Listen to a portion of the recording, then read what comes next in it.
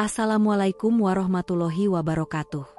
Wanita cantik kaya raya ini harus menerima kenyataan pahit. Kakinya lumpuh sebelah. Tapi siapa sangka, justru di sebuah rumah kontrakan sederhana, ia menemukan terapi unik yang perlahan mengubah hidupnya. Bagaimana bisa? Dan apa yang sebenarnya terjadi? Sebelum kisah ini dimulai, saya mohon keikhlasan teman-teman untuk subscribe dan like. Saya doakan Anda semua sehat, panjang umur, dan dilancarkan rezekinya. Amin. Mari kita mulai kisahnya. Panji menutup pintu rumah kontrakan dengan napas lega. Sejak pagi antrean pasien pijat kretek tak pernah putus. Usaha kecil yang ia rintis 2 tahun terakhir kian terkenal. Bahkan orang dari luar kota rela datang untuk merasakan teknik pijat tulangnya yang khas. Bagi Panji, rumah kontrakan itu lebih dari sekadar tempat bekerja. Ia melihatnya sebagai bukti dari kerja keras bertahun-tahun. Sore itu ia sedang membersihkan meja pijat, menata kain bersih dan meneteskan sedikit minyak kayu putih ke lem basah, ketika ketukan keras di pintu memecah kesunyian. Panji mengangkat kepala. Di ambang pintu berdiri seorang wanita cantik dengan penampilan mencolok, kaos marun ketat, rok mini beige, rambut coklat muda dikuncir tinggi. Wajahnya tegas, mata tajam. "Ini rumah saya," katanya singkat, tidak memberi ruang untuk basa-basi. "Kamu harus keluar dari sini." Panji menyesuaikan posisi kacamatanya, menahan kaget yang berusaha muncul. "Maaf, Mbak. Saya sewa rumah ini langsung dari Bu Ratna, ibu tiri Anda. Ada perjanjian resmi." Suaranya tenang, rutin, ia yang terbiasa menghadapi orang-orang panik dan nyeri. "Dinda, itu nama wanita itu," mendengus. Nada suaranya dingin, hampir merendahkan. "Ibu tiri itu tidak punya hak. Rumah ini warisan papa saya. Jangan sok tahu, kamu cuma penyewa kecil." Kata-kata itu menusuk, tapi Panji menahan diri. Ia tahu amarah bisa merusak lebih banyak hal daripada menolongnya. "Kalau begitu bicarakanlah dulu dengan beliau. Saya tak bisa begitu saja meninggalkan tempat ini. Semua hidup saya ada di sini." Dinda melipat tangan, matanya menyapu ruangan yang rapi dan harum. "Kita lihat siapa yang lebih berhak. Saya bisa saja panggil pengacara untuk mengusirmu." Panji tegap. Badannya kekar, tetapi suaranya tetap tenang, sedikit bergetar oleh sesuatu yang lebih dari sekadar nafas. "Silakan. Saya menyewa dengan sah. Jika mau menggugat, lewat jalur hukum, jangan ganggu pasien saya." Sunyi menegang. Suara lalu lalang motor di jalan kecil di luar hanya menguatkan kesunyian mereka. Dinda berbalik, tumit sepatunya mengetuk lantai, lalu berhenti. Sebelum menghilang, ia menoleh, memberi senyum tipis yang seperti tantangan. Panji menghela napas panjang. Ia merasa ini bukan sekadar urusan sewa-menyewa. Kedatangan Dinda membuka pintu konflik yang tak terduga. Beberapa hari berlalu. Panji baru menyelesaikan pasien terakhir saat matahari sore menguning menembus celah jendela. Ia merencanakan menutup lebih cepat, istirahat setelah hari panjang. Tapi lagi-lagi, ketukan kuat di pintu memaksanya menoleh. Tanpa menunggu jawaban, Dinda melangkah masuk dengan cepat, wajahnya tegang. "Aku sudah bilang, kamu harus angkat kaki dari sini," serunya, suaranya mengisi ruangan. Panji berdiri, masih mengenakan kaos polo putih yang mulai basah oleh keringat kerja. "Mbak Dinda, kita sudah bicara. Saya takkan pergi sebelum kontrak berakhir." Dinda melemparkan tas kecilnya ke lantai. "Kontrak itu tidak sah. Ibu tiri saya hanya memanfaatkan kesempatan. Dia iri karena papa sayang padanya. Dia tidak berhak menyewakan rumah ini." Di balik kata-katanya yang keras, ada sesuatu yang lain. Luka yang lama, rasa kehilangan atau pengkhianatan yang belum sembuh. Panji mendengarkan dengan seksama, tetapi memilih tak terjun jauh ke urusan keluarga yang rumit. Ia tahu satu hal, jika ada masalah hukum, jalur hukum yang harus dipakai. "Kami takkan biarkan pertengkaran merusak tempat ini," kata Panji pelan. "Orang datang karena percaya, bukan karena rumahnya bagus, tapi karena saya menjaga kepercayaan itu." Dinda mendekat sampai jarak mereka tinggal sejengkal. Aroma parfumnya menusuk, bercampur ketegangan. Jangan ajari aku soal perlu atau tidak. Ingat, aku bisa usir kamu kapan saja. Panji menunduk sedikit, memandang mata Dinda dari balik kacamatanya. Kalau begitu lakukan sesuai hukum. Saya tak mencuri apa-apa. Saya sewa dengan sah. Mata mereka saling mengunci. Ada bara di sana, namun juga sesuatu yang lebih rapuh. Rasa sakit, mungkin kebanggaan, atau rasa takut yang disamarkan. Dinda mendesis, berbalik, lalu berhenti. Ia menyentuh gagang pintu seolah ingin berkata hal lain, tapi harga diri menahannya. Langkahnya cepat menghilang dari pandangan, meninggalkan Panji dengan napas berat dan perasaan yang tak mudah dijelaskan. Marah, kesal, dan, entah mengapa, sedikit penasaran. Sejak itu, ketegangan menjadi bagian dari hari-harinya. Dinda keras kepala, Panji juga tak mungkin mundur. Mereka seperti dua arus yang bertubrukan, satu menuntut hak keluarga, satu mempertahankan penghidupan. Dan di tengah perseteruan itu, ada ruang kecil penuh minyak kayu putih, tumpukan kain bersih, dan pasien-pasien yang datang mencari kelegaan. Kehidupan Panji terus berjalan, tetapi bayang-bayang Dinda selalu kembali mengetuk pintu, seolah tak memberi pilihan selain menghadapi konflik yang lebih besar dari sekadar selembar kontrak. Panji hanya diam, menatap Dinda dengan sorot sabar. Ia tidak takut, namun juga tidak ingin memperpanjang emosi. Ada sesuatu dari balik sikap cerewet dan keras kepala Dinda yang membuatnya enggan membalas kasar. Tapi tiba-tiba, tubuh Dinda goyah. Tangannya meraih ujung meja, wajahnya mendadak pucat. Apa ini? Gumamnya lirih. Refleks, Panji maju. Mbak, kenapa? Pusing?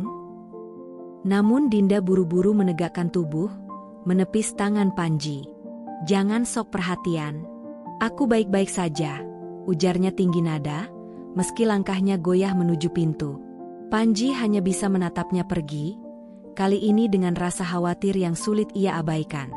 Ia tidak tahu apa yang baru saja terjadi, tapi firasatnya mengatakan pertengkaran soal rumah ini akan segera menyeret mereka pada sesuatu yang lebih besar dari sekadar sengketa kontrakan. Hari itu hujan turun deras. Panji tengah membereskan ruang tamu yang sekaligus jadi ruang praktik. Aroma minyak kayu putih masih menempel di udara. Ia berencana menutup lebih awal karena cuaca buruk, ketika tiba-tiba pintu didorong kasar. Dinda masuk, tubuhnya sedikit basah. Kaos marun ketatnya menempel di kulit, rambut coklat mudanya berantakan oleh air hujan. Masih di sini juga? Teriaknya tanpa basa-basi. Kamu benar-benar keras kepala. Panji menarik napas panjang, mencoba tetap tenang. Mbak Dinda, sudah berapa kali saya bilang, kalau mau menggugat, silakan. Tapi jangan terus-terusan datang mengganggu. Dinda melangkah maju, wajahnya merah menahan emosi. Namun baru beberapa langkah, tubuhnya mendadak goyah. Kaki kanannya seperti kehilangan tenaga, hampir membuatnya jatuh jika Panji tak cepat menyambut. Mbak. Panji refleks menopangnya. Apa ini? Dinda menatap kakinya panik. Kenapa rasanya berat? Aku tidak bisa mengangkatnya. Suaranya bergetar, matanya membesar penuh ketakutan. Panji segera memapahnya ke kursi. Tenang dulu, jangan panik. Duduklah. Saya tidak bisa. Dinda hampir menangis. Wajahnya pucat pasi. Tolong, jangan-jangan saya lumpuh. Panji berjongkok di hadapannya, menatap mata Dinda dengan sungguh-sungguh. Dengar, Mbak. Saya memang tidak suka cara Mbak mengusir saya. Tapi saya bukan orang yang akan membiarkan seseorang menderita di depan mata saya. Saya bisa mencoba membantu, dengan metode saya. Dinda terengah, antara takut dan ragu. Kamu, yakin bisa? Saya sudah menolong banyak orang dengan keluhan tulang dan saraf. Tapi saya butuh izin Mbak. Saya tidak akan menyentuh tanpa persetujuan. Hening beberapa detik. Suara hujan di luar semakin deras. Petir sesekali menyambar. Gengsi Dinda yang besar akhirnya luluh oleh rasa takut. Ia mengangguk lemah. "Baiklah, tolong saya."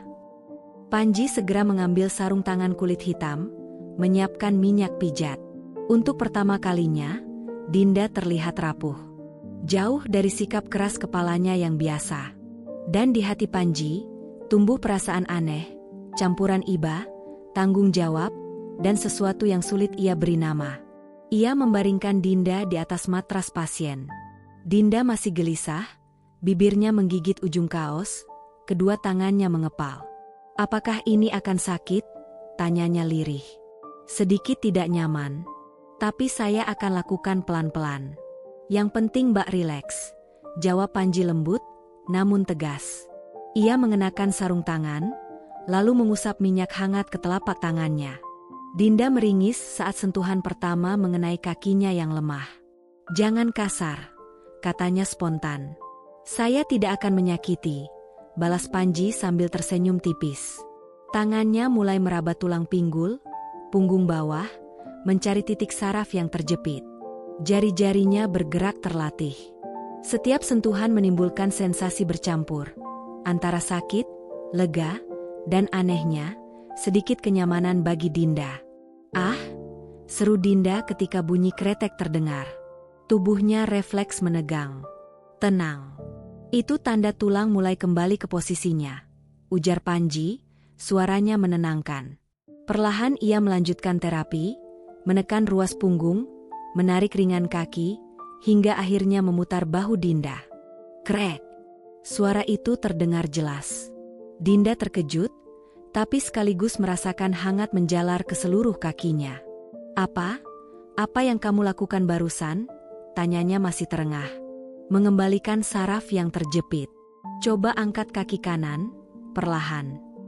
Dengan ragu, Dinda mencoba. Untuk pertama kalinya sejak tadi, kakinya bisa bergerak sedikit lebih ringan. Air matanya hampir jatuh, antara lega dan tidak percaya. Aku bisa gerakan lagi." Panji tersenyum kecil. "Belum sepenuhnya pulih. Tapi ini awal yang baik. Kita perlu beberapa kali terapi." Dinda terdiam, menatap wajah Panji dari dekat. Sorot matanya kini berbeda. Bukan lagi sekadar sinis atau marah, melainkan campuran kagum dan bingung. "Kenapa? Kenapa kamu menolongku? Padahal aku selalu memusuhimu." Panji melepas sarung tangannya, menghela napas. "Karena itu tugas saya. Menolong orang yang butuh, meskipun orang itu membenci saya." Keheningan menyelimuti ruangan. Hujan di luar masih deras. Tapi di antara mereka berdua, ada ketegangan baru. Bukan lagi sekadar sengketa rumah, melainkan sesuatu yang lebih sulit didefinisikan. Sejak kejadian lumpuh sebelah itu, Dinda mulai rutin datang ke rumah kontrakan Panji. Awalnya, ia masih canggung. Gengsi besar yang melekat padanya membuat setiap kalimat yang keluar selalu terdengar sinis. "Jangan kira aku kesini karena suka, ya. Aku cuma butuh kakiku normal lagi," ucapnya suatu sore ketika Panji mempersilakan ia berbaring. Panji hanya tersenyum tipis, menyiapkan sarung tangan dan minyak. "Saya tahu. Tugas saya hanya membantu. Urusan rumah ini tetap bisa kita bicarakan nanti." Dinda mendengus. "Kamu selalu terdengar tenang, dan itu justru bikin aku kesal." Namun ketika terapi dimulai, saat Panji mulai menekan titik-titik pada tulang punggungnya, nada Dinda berubah. Rasa sakit bercampur lega membuatnya sesekali menggertakkan gigi, lalu menghela napas panjang ketika sendi-sendi yang dikoreksi berbunyi kretek. Setelah sesi terapi, Dinda sering duduk beberapa saat. Pandangannya berkeliling ruangan sederhana itu. "Aku heran, kenapa pasien-pasienmu betah datang ke tempat sesempit ini?" tanyanya, seolah mencari celah untuk merendahkan. Panji menyeka keringat di dahinya, lalu tersenyum. "Mungkin karena mereka merasa diperhatikan. Pijat kretek bukan sekadar soal tulang, tapi juga soal mendengarkan keluhan orang." Dinda terdiam sejenak, lalu cepat memalingkan wajah. Ada sesuatu dari kata-kata itu yang terasa asing baginya. Seumur hidup, ia memang dikelilingi kemewahan, tapi jarang ada yang benar-benar mendengarkan. Hari demi hari, pertemuan mereka berulang. Dinda tetap keras kepala, sering mengancam akan mengusir Panji setelah kakinya sembuh. Namun Panji tidak pernah membalas dengan emosi. Kesabaran pria itu justru membuatnya semakin bingung. Suatu malam, setelah sesi pijat yang melelahkan, Dinda tiba-tiba berucap lirih, "Andai kamu tahu, aku sebenarnya hanya butuh merasa aman." Panji menoleh, terdiam. Namun Dinda buru-buru menutup mulutnya, seolah menyesal sudah mengatakannya. Ia lalu berdiri, pergi meninggalkan Panji yang kini dipenuhi tanda tanya. Di balik keras kepalanya, Panji mulai menyadari ada sisi lain dari Dinda, sebuah luka yang ia sembunyikan rapat-rapat. Sore itu hujan kembali turun. Dinda datang dengan wajah letih.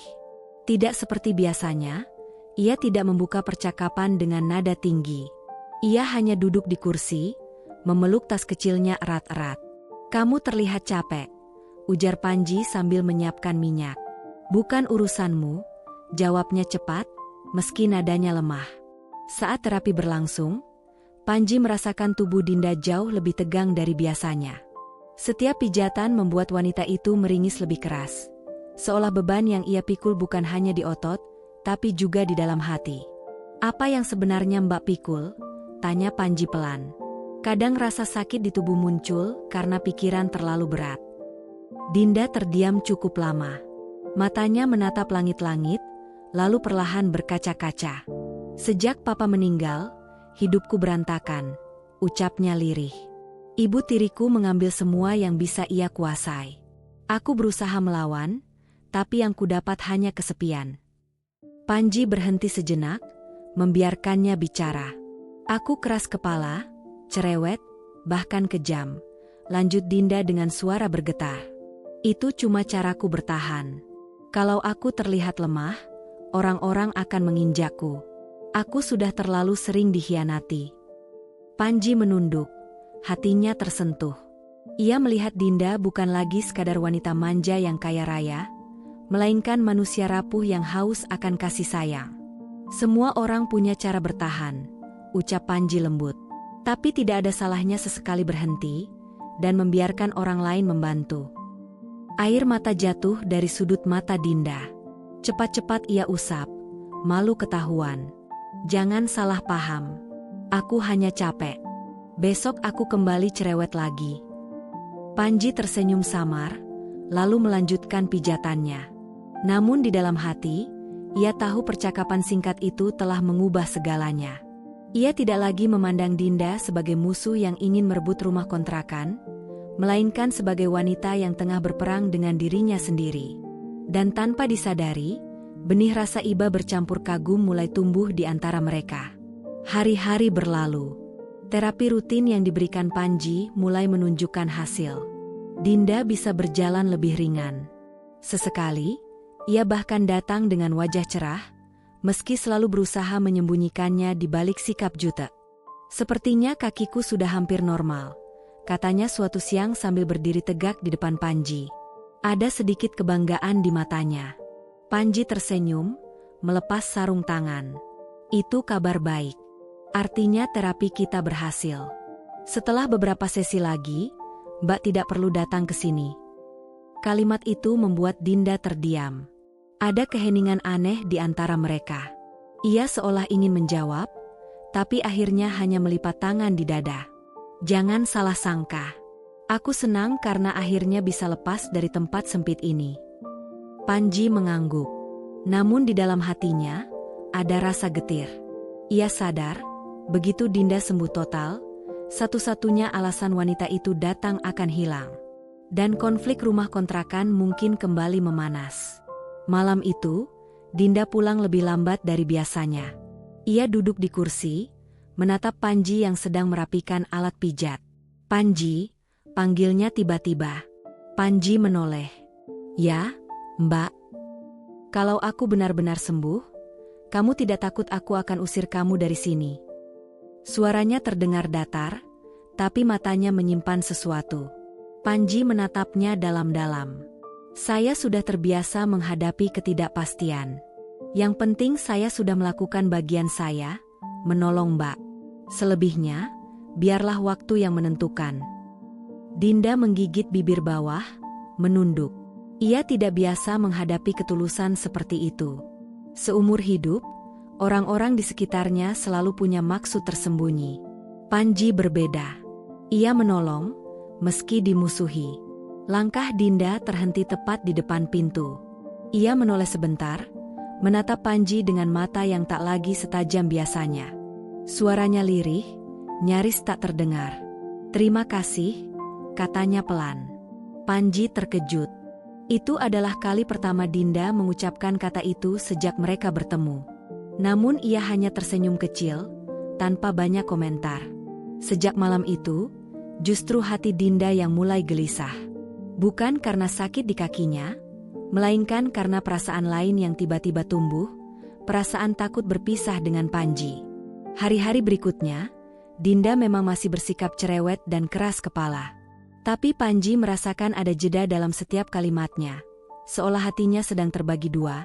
Satu sisi ingin menjaga gengsi, sisi lain ingin tetap berada di dekat pria itu.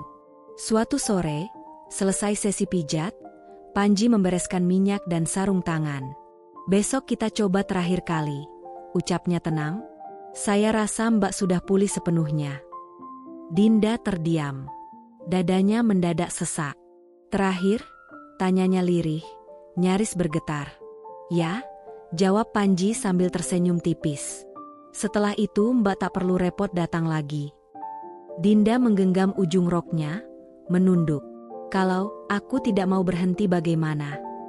Panji menoleh, terkejut. "Maksud Mbak?" "Kalau aku masih ingin datang bukan karena sakit, tapi karena..." Ucapannya menggantung. Ia buru-buru berdiri, memalingkan wajah.